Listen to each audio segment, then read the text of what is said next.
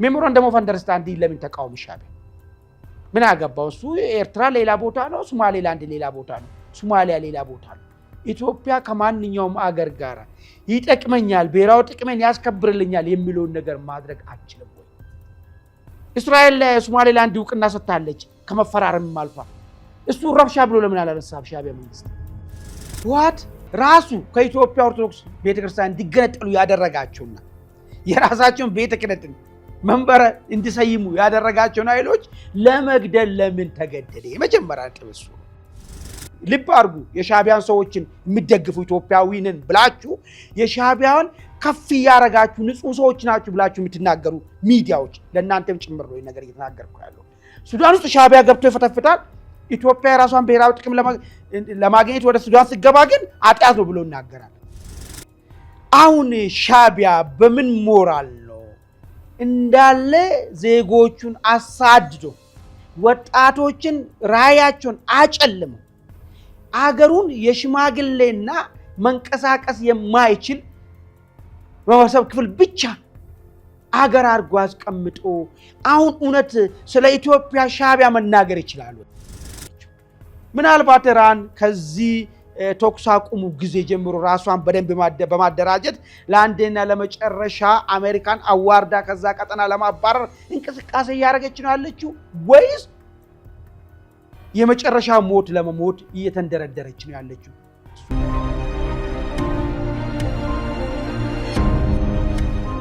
ለመላው ቤተሰብ ደረጃውን የጠበቀ የመኖሪያ መንደር እንዲሁም ነግዶ ለማትረፍ አሊያም ለማከራይ ታስበው እየፈለጉ ነው? ይህ ትክክለኛው ጊዜና እርሶን የሚመጥን ቦታ ነው። እንደ ወትሮ ለደንበኞች ጥያቄ ተገቢ መልስ የሚሰጠው ድርጅታችን አሁንም ለመጨረሻ ጊዜ የንግድ ሱቆችን በደራችሁ መሃል መርካቶ አሊያም የመኖሪያ ቤቶችን ባሸበረቀችው ፒያሳ ሲያቀርብሎ በታላቅ ደስታ ነው። ደረጃውን የጠበቀ የንግድ ሞል በመሃል መርካቶ በ11 በ16 በ22 እና በ32 የካሬ ስፋት በፈለጉት የወለል አማራጭ በ440 ብር ቅድመ ክፍያ አሊያም በ1.7 ሚሊዮን ብር ጠቅላላ ክፍያ ጀምሮ በቅናሽ መግዛት ይችላሉ። የምንሸጥላችሁ ሱቅ ደረጃቸውን የጠበቁ የጋራ መገልገያዎችን ያሟላ ሲሆን ሞሉም በኔት ኤሪያ ብቻ በመረጡት ወለል ላይ በመሆኑ ልዩ ያደርገዋል። የእርሶ ፍላጎት የመኖሪያ ቤት ከሆነም ውስን ቤቶች በቀሩን በታሪካዊቷ መሃል ፒያሳ ከባለ 1 እስከ ባለ 3 መኝታ በፈለጉት የወለል አማራጭ ማግኘት ይችላሉ። ልብ ይበሉ፣ ይህ የማይደገም ዕድል ለሚቀድሙ 20 ደንበኞች ብቻ ስለሆነ ፈጥኖ በድርጅቱ ስልክ በ09 333 777 ላይ ፈጥነው ይደውሉ። ሰላም ጤና ይስጥልን ውድ የኢትዮ ውይይት ልዩ ዕለታዊ ዝግጅት አድማጭ ተመልካቾች፣ ይህ ልዩ ዕለታዊ የተሰኘው ዝግጅት ነው። በዛሬው ልዩ ዕለታዊ ዝግጅት አራት አጀንዳዎችን ይዤ ቀርቤያለሁ። የመጀመሪያው አጀንዳ የኤሪትሪያ ባለስልጣናት ለኢትዮጵያ መልስ ሰጡ። መልስ መስጠታቸው አይደለም፣ መልሱ በከፍተኛ መደናገር ውስጥ ሆኖ ይሄ መልስ ሰጥቷል። ለምንድን ነው የሻዕቢያ ሰዎች ወደ መደናገር የገቡት? ምን ጉዳይ ነው እንዲደናገሩ ያደረጋቸው የሚለው ጉዳይ ዳሳለሁ። እንደዚሁም ከዚህ አጀንዳ ሳልወጣ የሻዕቢያ ባለስልጣናት መልስ የሰጡት መልስ ከልባቸው የሚያምኑበት ነው ወይስ ከፍተኛ መደናገጥ ከጀርባ አለ የሚያስብልም ጥያቄ ተነስቷል። ለምን ረሳችሁ ወይ? የኤርትራ አሰብ ጉዳይ እንወጋችኋለን እንቀበላችኋለን ብላችሁ ነበረ፣ ግን ጦርነቱን አላደረጋችሁም፣ አትወጉንም ወይ የሚል አንድምታ ያለው ነገርም አለው።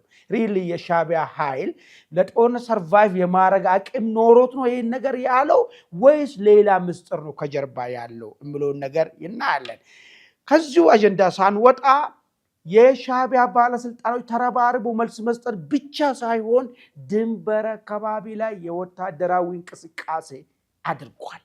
ይህን ወታደራዊ እንቅስቃሴ ለምን አደረጉ? የወታደራዊ እንቅስቃሴ ተከትሎስ ግጭት ይፈጠራል ወይስ ምንድን ነው የሚፈጠረው የሚለው ነገርም የምናየው ይሆናል ማለት ነው። በሁለተኝነት እንግዲህ ራሱን መንበረ ሰላማ ብሎ የሚጠራው የትግራይ ኦርቶዶክስ ቤተ ክህነት ብሎ ራሱን የሰየመው ኃይል አመራሮች ወይ ደግሞ ዋና ጸሐፊ አቡነ ናትናኤል እና አቡነ አረጋዊ ላይ እርምጃ የግድያ ሙከራ ተደርጓል። እሱ ተዘግቧል። እሱ ለዋናው ነገር ይህን የግድያ ሙከራን ያዘዘ ማን ነው? ለምንስ ይህ ግድያ ሙከራ ታዘዘ የምንለው ነገር አለኝ። እንደዚሁም ከትግራይ ሳልወጣ የአዲግራቱ የጤና ኮሌጅ ዲን የሆኑት ዶክተር የማነ ገብረ ማርያም በአፋኙ ሕግ ለመጀመሪያ ተዳኝ ትግራውያን ሆኗል። ለምንድን ነው ዶክተሩን ያሰሩት? ለምንድን ነው በዚህ ሕግስ መዳኘት የተፈለጉት? ከዚህ ሂደት ጀርባ ያለው ምስጢር ምንድን ነው ብሎ ነገር መረጃዎች ይያሉ።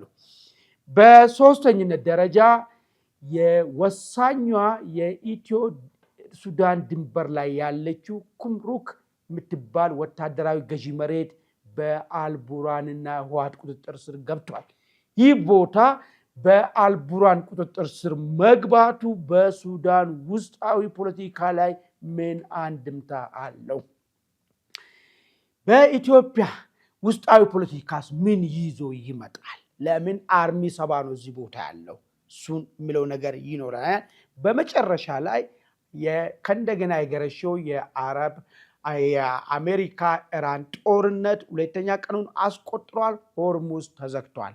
መርከቦችን ወደዛ እንዳይሄዱ ዓለም አቀፍ የመርከብ ማህበር መመሪያ ሰጥቷል።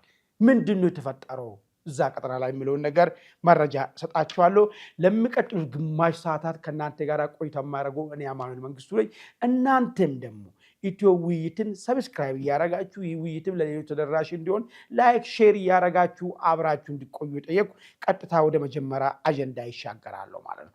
እንግዲህ የመጀመሪያው አጀንዳ ያመጣው ጠቅላይ ሚኒስቴሩ ከሁለት ቀን በፊት ለፓርላማ ያደረጉት ንግግር ላይ ዋነኛው የኢትዮጵያ ችግር ምንጩ የሚመጣው ከጠላት አገሮች መሆኑን ይህንን ደግሞ የሚያስፈጽሙት ህወሓትና ሻዕቢያ እንደ መጥረቢያና የመጥረቢያ እንጨት ሆኖ እያገለገሉ መሆኑን ገልጸዋል። መጥረቢያው ህወሓት ነው፣ መጥረቢያው እንጨቱ ደግሞ ሻዕቢያ ነው። መጥረቢያውን ይዞ ኢትዮጵያን የሚቆርጣት ግን ሌላ አካል መሆኑን ጠቅሶ ሻዕቢያም ይሁን ህወሓትም ይሁን ኢትዮጵያ ከመቆረጧ ውስጥ የምትጠቀሙ ነገር የለም። እናንተ የምትጠቀሙ ኢትዮጵያ ከመልማቷ ውስጥ ነው። ስለዚህ ይህን ነገር መላላኩ ይቅር የሚል ነገር አነሱና ትናንትና ምናልባት ይህ ነገር ተደርጎ ተሳክቶ ነበር በደርግ ጊዜ። ሁል ጊዜ የምናነሳው ጉዳይ ነው። በዋነኝነት የሻዕቢያ መገንጠል ወይ ደግሞ ሻዕቢያ ከኢትዮጵያ እንድትለይበት የተደረገበት ዋና ዓላማው የኤርትራ ህዝብን በኢትዮጵያ ቅኝ ስር ገብቶ ሳይሆን ዋናው ዓላማ ምንድነው? ኢትዮጵያን ከቀይ ባህር ማሳጣት፣ ኢትዮጵያን ኮስማና ማድረግ፣ ለዘላለም ደግሞ በአባይ ወንዝ ላይ ግብፅ ነግሳ እንድትኖር ታስቦ የተደረገ ነገር መሆኑን ተደጋጋሚ ስንገልጽ ነበር። ኦኬ፣ ያ ነገር ያኔ ተሳክቷል። አሁን ግን ዘመኑ ያ አይደለም።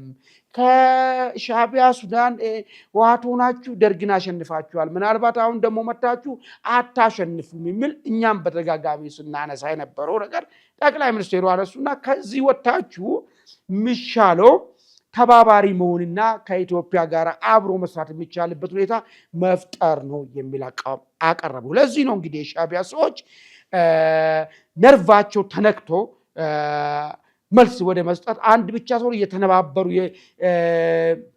አንዱ በአንዱ ላይ ያበረ መግለጫ የማውጣት ነገር ውስጥ ነው የገቡት። እንግዲህ እንደምናስታውስ የኮሙኒኬሽን ሚኒስቴሩ አቶ የማነ ገብረአብ መልስ ሰጡ። እሳቸው መልስ ሰጡ ደግሞ በተወሰነ ሰዓታት ቆይታ ሳያደርግ ደግሞ የኤሪትራ የተባበሩ መንግስታት ተወካይ የሆኑ ወይዘሮ ሶፊያ ደግሞ ወጥቶ መልስ ሰጡ።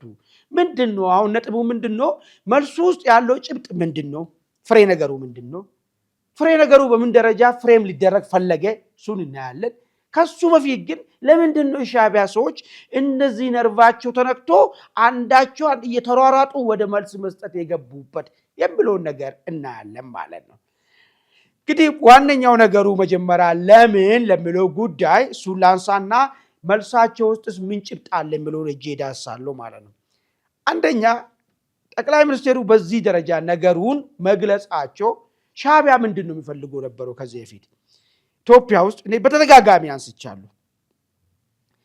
ድጋፍ ይኖሩ አይኖሩ 10 ሰው ይሁን 100 ሰው ያኮረፈ አካል ካለ ሻዕቢያ በታሪኩ ዛሬ ብቻ አይደለም በወያኔ ወዳጅ በነበረበት ዘመን ጀምሮም ያኮረፈ አካል ካለ ቦታ ሰጥቶ ይህን ያረጀ ክላሽ ሰጥቶ ወደ አከር ሰጥቶ ተደራጅ ለማለት ፍቃደኛ ነው።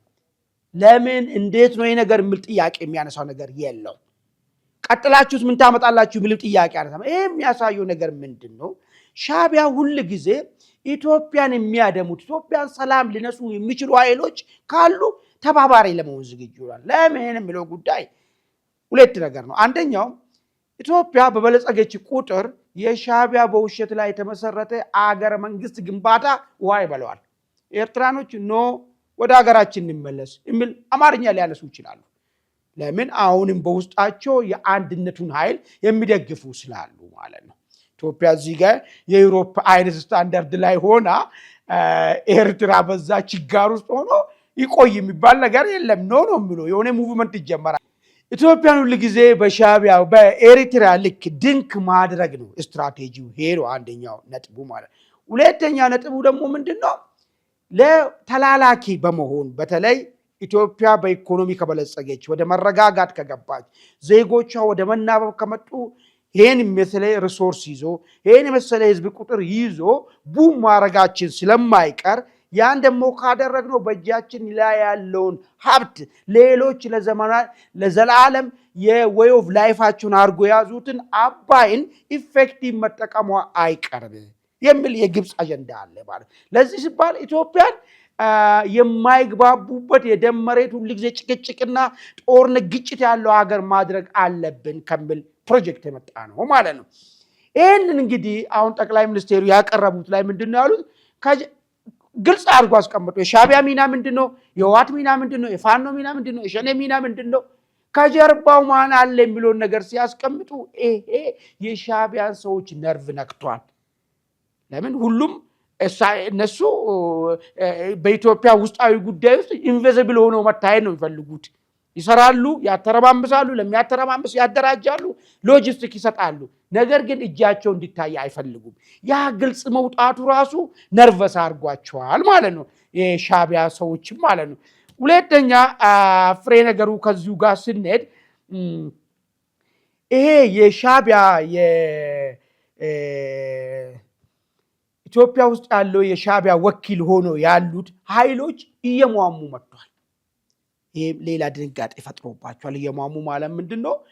ህወሓትን ብናይ ህወሓት ከጊዜ ወደ ጊዜ እያነሰ ልክ ለሻዕቢያ ከለላ ይሰጣል። እንደውም አንድ ዛሬ የሰማሁት አንድ ኢንተርቪው ላይ አንድ የቀድሞ የህወሓት አባል የነበሩና በእንትን የወጡት በ1977 በዓላማ ልዩነት የወጡት ኢንጂነር ግዴ ዘርአጽዮን የሚባሉ የኤርትራና ኢትዮጵያ ግጭት እንዳያደረግ ያደረገው ህወሓት መሸፈን መቻሉ ነው አሉ። እኔ ግን በአንጻሩ በግልባጩ ነው የማየው። ህወሓት በጊዜ ወደ ጊዜ እየሟሟ ሲሄድ ይሄ የህወሓት መዳከም ነገሩ ውሎ ያድራል እንጂ ኢትዮጵያ ኤርትራ ጋር ያላትን ጥቅምን ማስከበር እንቅስቃሴን እያበረታታ እንደሚሄድ ስለሚታወቅ ይሄ ከፍተኛ ድንጋጤ ውስጥ የሻዕቢያ ሰዎችን በመክተት በዚህ ምክንያት እንግዲህ ሻዕቢያዎች ወደዚህ አይነት ወደ መርበትበት አይነት ነገርና ወደ መደናገጥ አይነት ነገር አንዳቸው በአንዳቸው ላይ ተደራርቦ መግለጫ ወደ መስጠት የሄዱበት ምክንያቱ ይሄ ነው ማለት ነው። ኦኬ ከሆነ ምንድነው በመግለጫ ውስጥ የተቀመጠ ፍሬ ነገር የሚለውን ነገር እስቲ እናንሳ። አቶ የማነ ያስቀመጡ መግለጫ ላይ 3 ነገሮችን ነው ያነሱት። በቀጠናው ረባሽ የኢትዮጵያ መንግስት ነው አሉና የመጀመሪያ ረባሽ የሆነበት ከሶማሌላንድ ጋራ ሜሞራንደም ኦፍ አንደርስታንዲንግ መፈራረሙ አንዱ ረብሻ ነው ብለው ነው ያስቀመጡት። ለምን? ኤርትራኖች ይህን ጉዳይ እንደ ረብሻ እንደሚወስዱ ይመጣበታሉ። ሁለተኛ ላይ ያስቀመጡት ኢትዮጵያ በሱዳን ውስጣዊ ጉዳይ ጣልቃ ገብታ ጀነራል ዳጋሎን እየደገፈች ነው፣ ይሄ ሌላኛው ረብሻ ነው አሉ። ይሄንም ለምን እንደተባለ ይመጣበታል። በሶስተኛ ደረጃ ኢትዮጵያ የአሰብ ጉዳይ አንስታ ዛሬ ነገ ከኤርትራ ቀማሉ እያለች ነው፣ ይሄም የቀጠናው ረባሽ ነው። የነገሮች ሁሉ መሰረት ይሄ 3 ነገሮች ናቸው አሉ። እስቲ ይሄ 3 ነገሮች ለኢትዮጵያ ምንድናቸው የሚሉን ነገር እንየውስቲ መጀመሪያ። ከዛ በኋላ ሻዕቢያዎች ለምን ይሄን ነገር ተቃወሙ የሚለውን ነገር የሻዕቢያን በኢትዮጵያ ላይ የሚያራምደው ፖሊሲ ምን አይነት እንደሆነ በቀላሉ ለማንኛውም ግልጽ አድርጎ የሚያሳዩ ሁኔታ ነው ማለት። የመጀመሪያ ሜሞራንደም ኦፍ አንደርስታንዲንግ ለምን ተቃወሙ ሻዕቢያ? ምን አገባው እሱ? ኤርትራ ሌላ ቦታ ነው፣ ሶማሌላንድ ሌላ ቦታ ነው፣ ሶማሊያ ሌላ ቦታ ነው።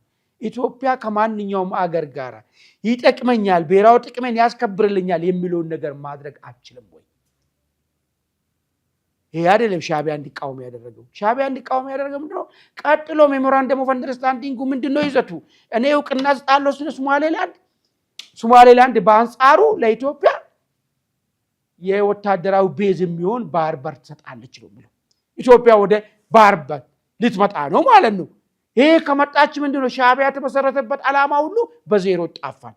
ምን የሚለው ኢትዮጵያን ከቀይ ባህር ለማራቅ ኢትዮጵያ ወደ ቀይ ባህር እንዳትደርስ ለማድረግ የተደረገው ነገር የዘመናት እቅድ በዜሮ ይባዛል ማለት። ለዚህ ሲባል ሻቢያ ያገባኛል ብሎ መጣ።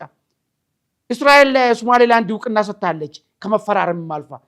እሱ ረብሻ ብሎ ለምን አላነሳም? ሻቢያ መንግስት ለምን አላነሳም የሚል ጥያቄ እዛ ጋር ይገባናል ማለት ነው። ስለዚህ ሁሉ ጊዜ ሻቢያ ኢትዮጵያን ቀይ ባህር ማሳጣት ብቻ ሳይሆን ቀጣይ ኢትዮጵያ ቀይ ባህር ከሌላ ቦታ እንኳን አክሰስ ለማግኘት እንቅስቃሴ ብታደርግ የሱ ብሔራዊ አደጋ አድርጎ ነው የሚወስደው ማለት ነው። ለምን ዋና ዓላማው ቅድም እንዳልኩ ኢትዮጵያን ከቀይ ባህር ጋር ለማለያየቱ ላይ በምክንያቱ እንዳንጠቀም ሁለተኛ እንዳናድግ ነው ማለት። ይሄ ነው አንዱ የተነሳው። ሁለተኛ የተነሳው ኢትዮጵያ በሱዳን ውስጥ የያዘችው አቋም የአካባቢ ቀጠናውን የማተረማመስ ስራ ነው አለ። እሺ ተመሳሳይ ነገር ላንሳ። ኤርትራ ምን እያደረገ ነው ሱዳን ውስጥ? ለምንድን ነው አልቡርሃን ሰራዊትን ሚሊሻ እያሰለጠነለት ወታደር እያስገባ አዋጊዎች እያስገባ ማንኛውንም ስንቅና ትጥቅ ከኢራን የሚመጣውን እዚህ ምጽዋ ላይ እያራገፈ ለምንድን ነው የሚወስድለት?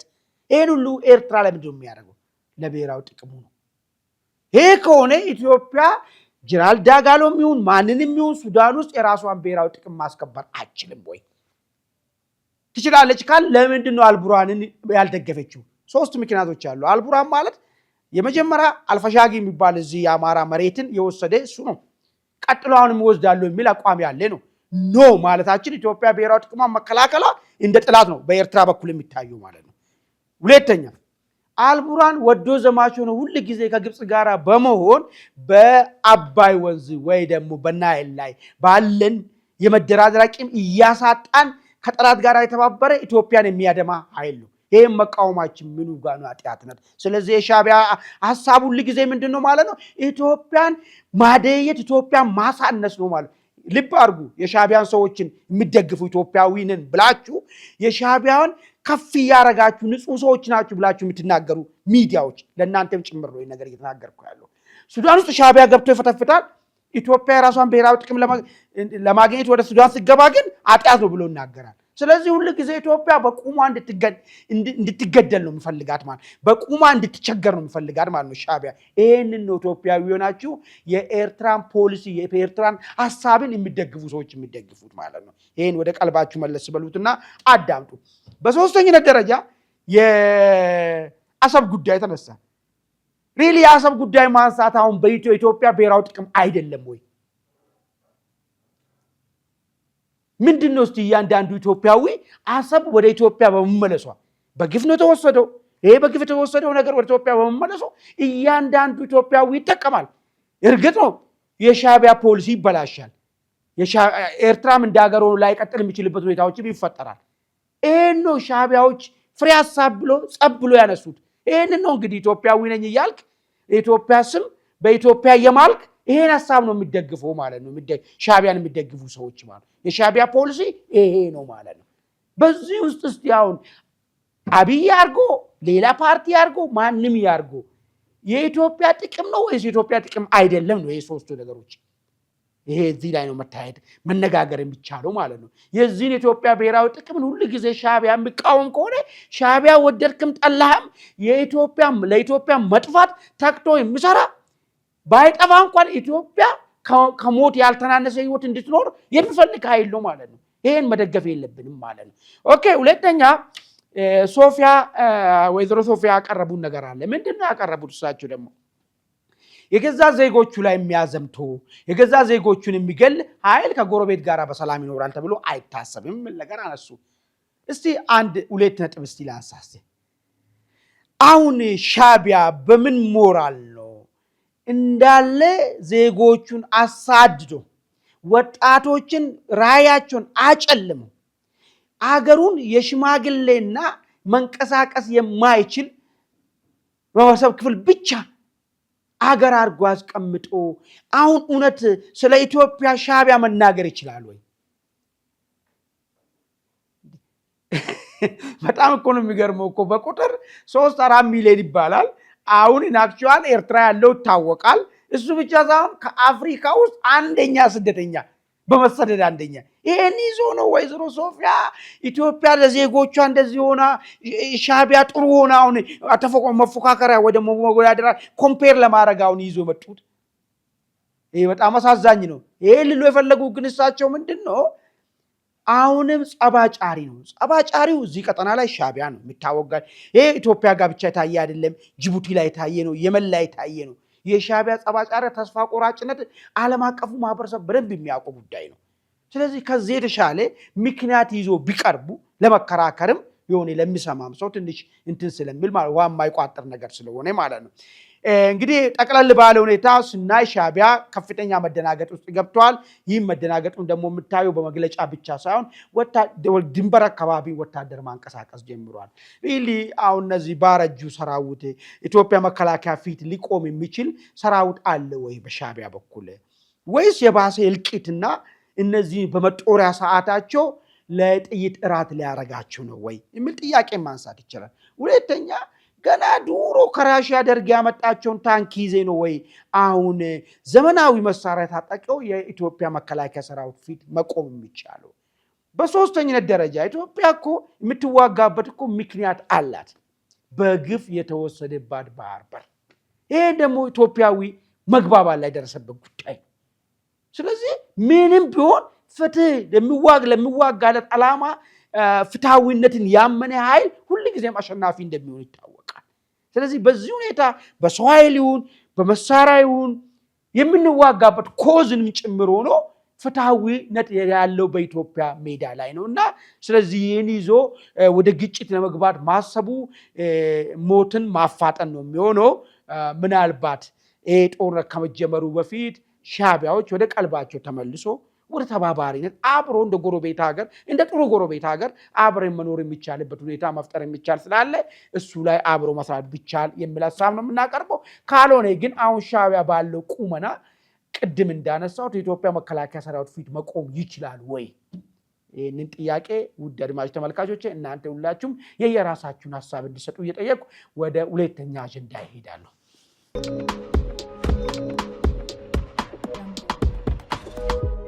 እንግዲህ ሁለተኛ አጀንዳ ወደ ትግራይ ነው የሚወስደኝ። ትግራይ ጉዳይ እንግዲህ ሰሞኑን መነጋገሪያው ነው ያለው። የትግራይ መንበረ ሰላማ አባላቶች ወይ ደግሞ ዋና ጸሐፊው አቡነ ናትናኤልና አቡነ አረጋዊ የሚባሉት ላይ የህወሓት ኃይሎች የግድያ ሙከራ ሞክሮ እንግዲህ ህይወታቸው ሳይጠርፍ ቀርቷል። እንግዲህ የትግራይ ቤተ ክህነትም መግለጫ አውጥቷል። አሁን ዋና ነጥብ ምንድነው? ህወሓት ራሱ ከኢትዮጵያ ኦርቶዶክስ ቤተክርስቲያን እንዲገነጠሉ ያደረጋቸውና የራሳቸውን ቤተ ክህነትን መንበረ እንዲሰይሙ ያደረጋቸውን ኃይሎች ለመግደል ለምን ተገደደ? የመጀመሪያ ነጥብ እሱ ነው። ሁለተኛ ላይ እንደዚህ አይነት መመሪያዎች በማን ነው የተላለፉት? ሶስተኛ ዓላማው ምንድነው የሚለውን ነገር እስቲ ነው እንግዲህ እኛ በእንትን ደረጃ እነዚህን ዛሬ የምናውቃቸውም የኢትዮጵያ ኦርቶዶክስ አካል እንደሆኑ ነው።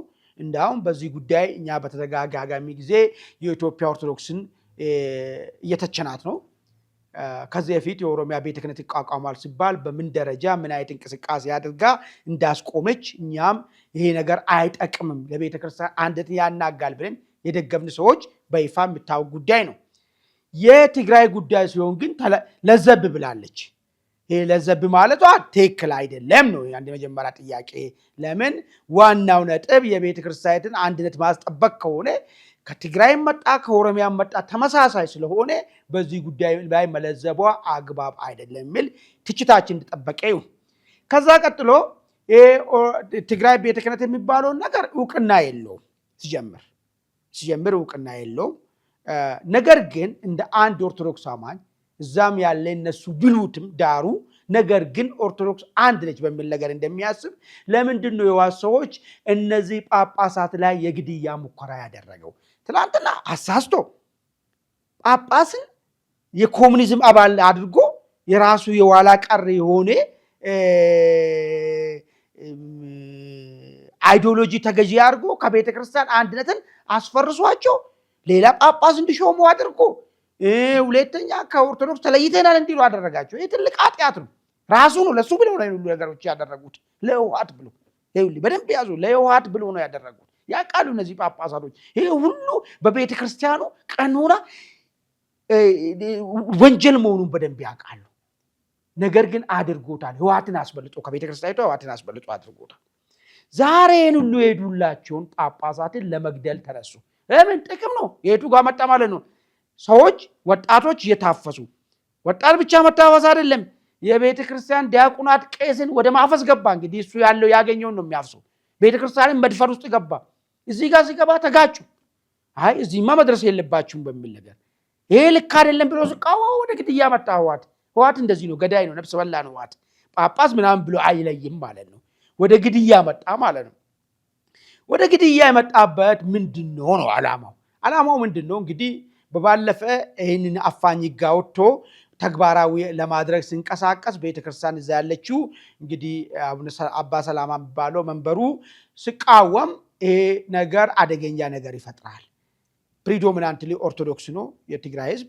የሃይማኖት አባት ወጥቶ ይህን ነገር ልክ አይደለም ካለ ህዝቡ ያምጽብናል የሚል ነገር ነው። ስለዚህ ይህንን ቁጭ ብሎ ተወያዩ። በዚህ ውይይት ሲደረግ የሴኩሪቲ ሰዎች ነበሩ፣ የፖለቲካ ሰዎች ነበሩ፣ በተጨማሪ የሻዕቢያ ሰዎች ነበሩ፣ የሻዕቢያ ባለስልጣናት። ከዛ ምንድነው ተባለው? የማስፈራሪያ እርምጃ ይወሰድ የሚል አቋም ተያዘ በውይይቱ ላይ።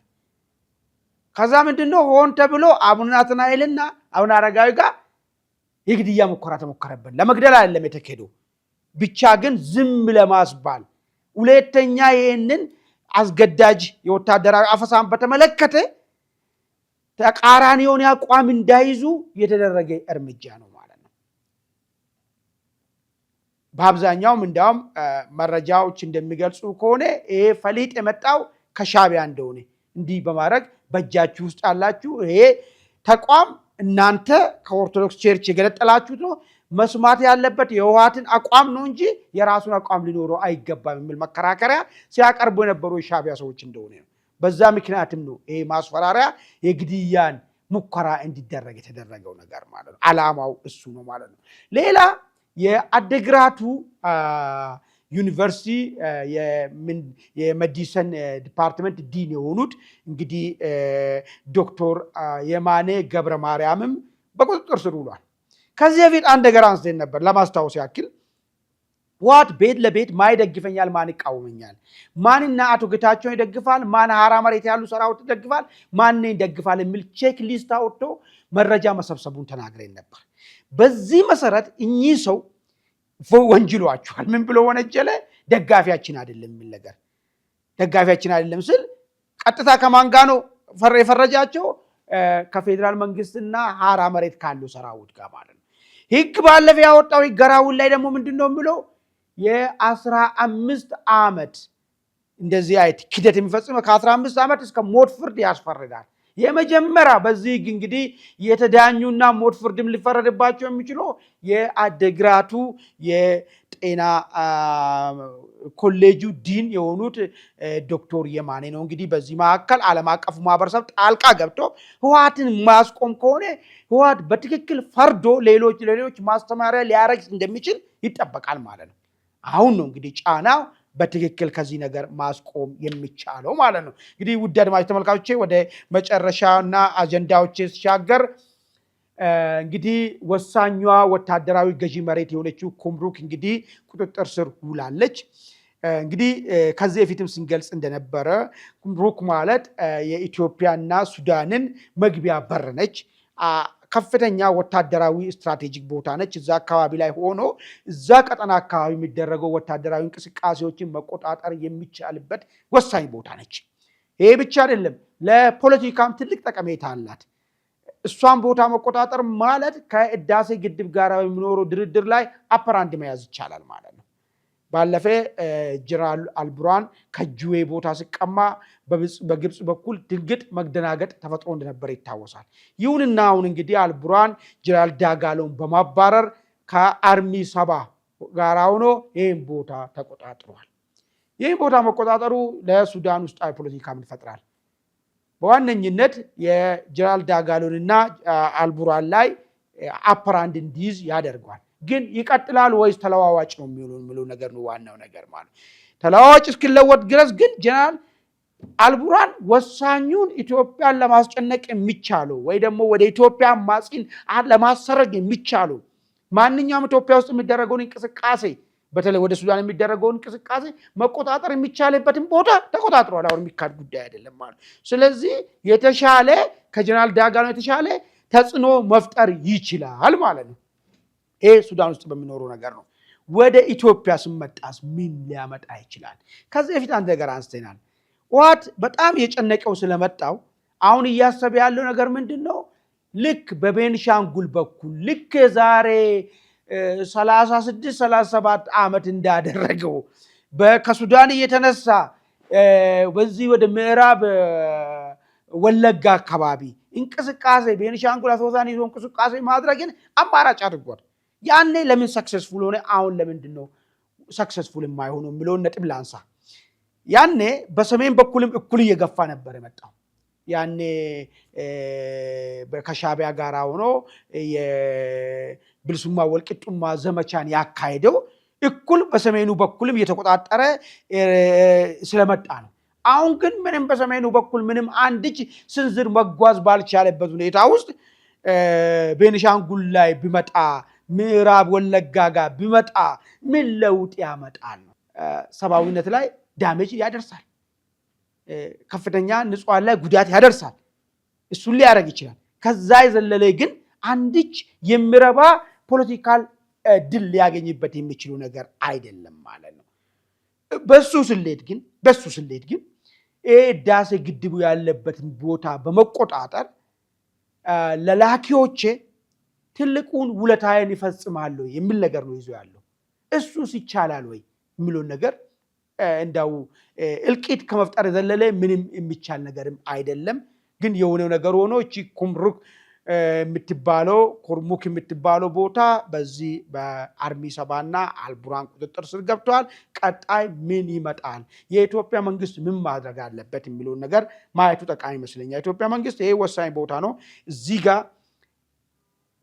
አገሪቷ ውስጣዊ ፖለቲካን ለመረበሽ ብቁ ፍላጎት ያለው ኃይል በመኖሩ ባለምንም ቅድመ ሁኔታ ጣልቃ ገብቶ ይህንን ቦታ መልሶ ጀነራል ዳጋሎን እንዲቆጣጠር ማድረግ ውዴታ ብቻ ሳይሆን ግዴታን ጭምር ነው ማለት ነው።